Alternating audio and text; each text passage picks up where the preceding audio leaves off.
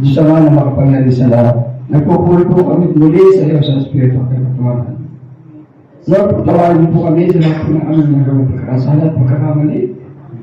Maliit man to, malaki, Panginoon, ito po'y kasalanan.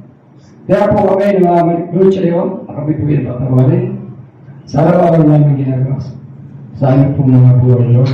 Dahil po sa iyo, ang araw na ito, ang unang kasama namin, sa taong ito, Lord, ang buong taong ito, ay maging mapayapa po sa bawat isa sa amin na ito ngayon.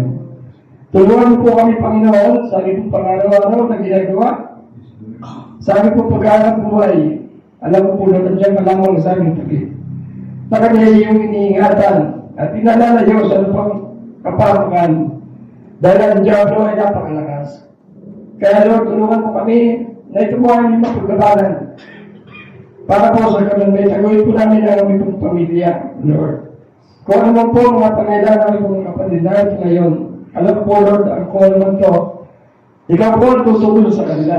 Kung sila man po ay karamdaman, in Jesus' name, sa pangalan ni Jesus, magkasakit, dumas ka, hindi ka namin kailangan. Kailangan namin ay isin ng Panginoon Jesus.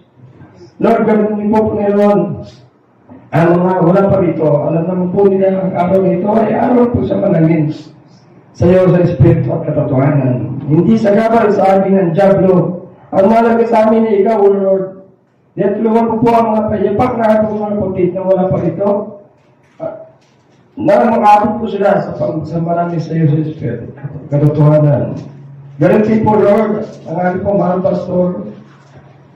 Nagay mo lang po siya sa lingkuran, bigyan po siya ng talino, nagmumula sa iyo. Lahat po ang mamutawi sa kanyang mga labi, ay tumimo po sa bawat nasasabi at sa pag-uwi po namin.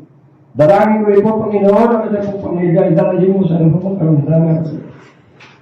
At pagpalayan po ang kanyang pong buhay, Lord. Salamat po, Ama, sa pangalan ni Jesus. Ito po ang panalangin ko. Sa pangalan ni Jesus. Amen.